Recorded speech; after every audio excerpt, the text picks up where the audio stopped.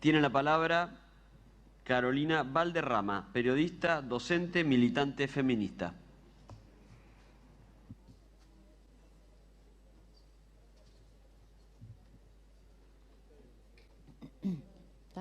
Hola. Perfecto. Buenos días, diputadas y diputados. Primero, muchas gracias por este espacio.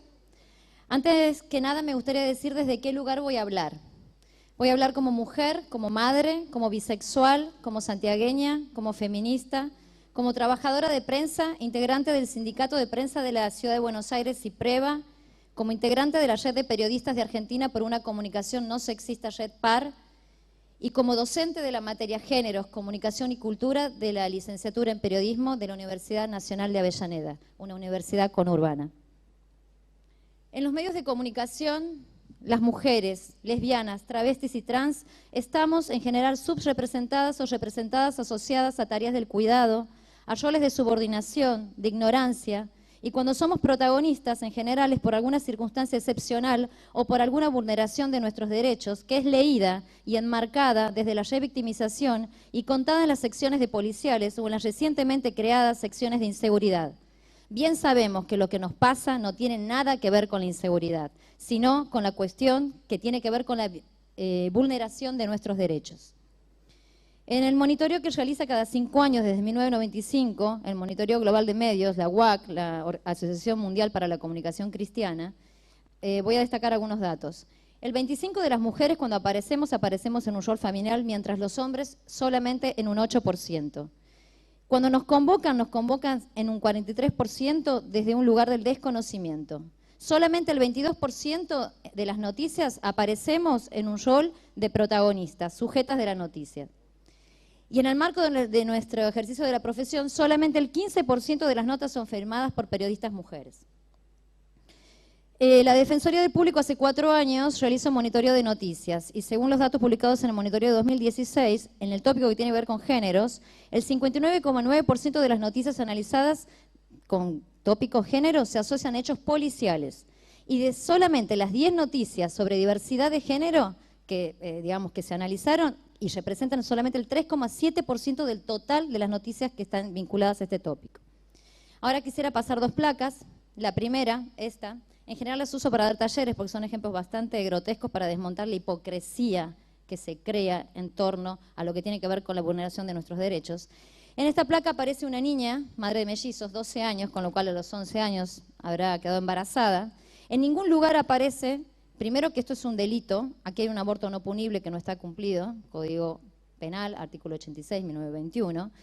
Habla en algún momento de alguien de 19 años que aparecía en la casa de su papá, que vivió un tiempo esta niña y después volvió embarazada. En ningún momento esta nota periodística da cuenta del contexto de vulneración de derechos. En ningún momento habla que aquí hay un delito, que aquí ha habido un abuso y que aquí hay una ley que no se cumplió. A la otra, por favor. Esta es otra también que hace unos años, en donde cuando las mujeres deciden tener hijos, somos planeras o somos la fábrica de tener hijos. Entonces, ¿con qué quedamos? ¿Cómo vamos con la hipocresía en los medios? ¿Cómo nos nombran? ¿Qué quieren hacer que seamos nosotras? ¿En qué contexto nosotras contamos quienes contamos las noticias? Según el último relevamiento del CIPREVA, desde el año 2016 a la parte, 2.500 puestos de trabajo se perdieron en prensa. El 30% de esos despidos corresponden a trabajadoras de prensa mujeres. El año pasado el programa radial Nos quemaron por brujas, en Radio Presente, en la radio del ex centro clandestino el Olimpo, analizó los roles de las mujeres en la radiofonía, tomando la primera mañana.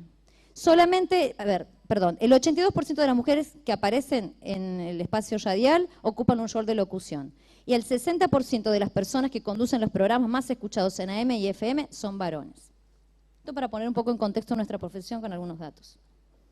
Es por eso que quisiera contar algunas de las estrategias que nos damos desde el periodismo feminista para desmontar estos prejuicios y contar la realidad que no suele aparecer en los medios locales o de alcance nacional.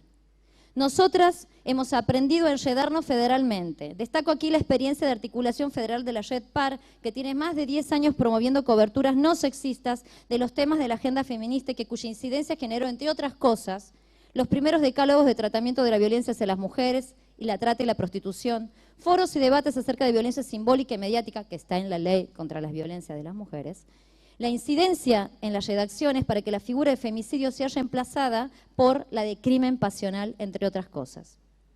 Hago este recorrido porque es importante conocer las genealogías, las tramas y en ellas a todas aquellas con las que fuimos aprendiendo en la práctica. Porque estos temas, los temas de la agenda feminista, el tema del aborto que nos convoca hoy aquí en particular, muchas veces fueron leídos como el tema de algunas, como el del insistente, como el de la pesada. Siempre hemos tenido que buscar legitimidad para que estas noticias estén en agenda. Las periodistas y comunicadoras feministas hemos sabido construir estrategias colectivas, tanto de compartir información, agendas telefónicas, de contextualizar los hechos noticiables, de traicionar y desandar lo aprendido, de abortar la noción de primicia y la noción de objetividad, que lo único a lo que apuntan es a entender a la comunicación como una mercancía y a deshumanizar y poner en cuestión la profesionalidad de nuestro trabajo por ser tildadas de manera despectiva con militantes o activistas. Por eso hoy es una alegría y es una emoción estar aquí, en este congreso, que se escuche lo que venimos diciendo hace mucho tiempo y otras antes que nosotras, porque nuestras voces tienen huellas.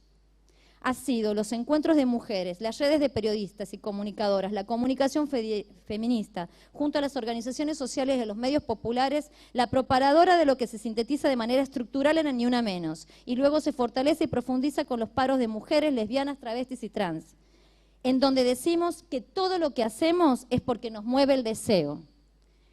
Pero si me preguntan, yo prefiero contar las historias de las desobediencias a los destinos que nos quieren hacer creer que son insoslayables, naturales, únicos. Prefiero contar las historias de las elecciones de emancipación sobre nuestros cuerpos, historias sobre la potencia de nuestras vidas, que en definitiva tiene que ver con comunicar derechos y libertades, no con excepción, no como excepciones, sino como cotidianidades. Por eso quiero hablar a ustedes, legisladoras y legisladores, quiero hablar a mis colegas periodistas, quiero hablar a la gente que nos está escuchando e invitar a dar vuelta los prejuicios, a poner en reflexión la práctica, a desandar ese camino de mitos y de una sola manera de mirar el mundo.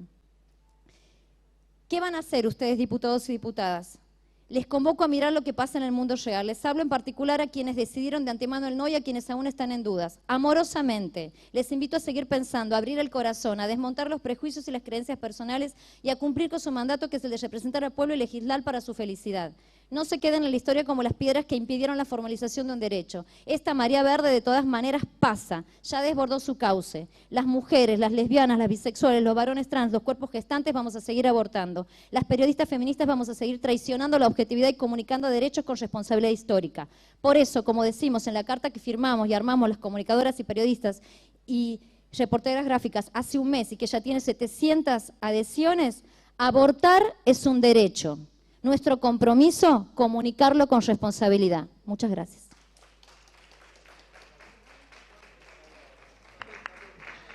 Gracias, Carolina.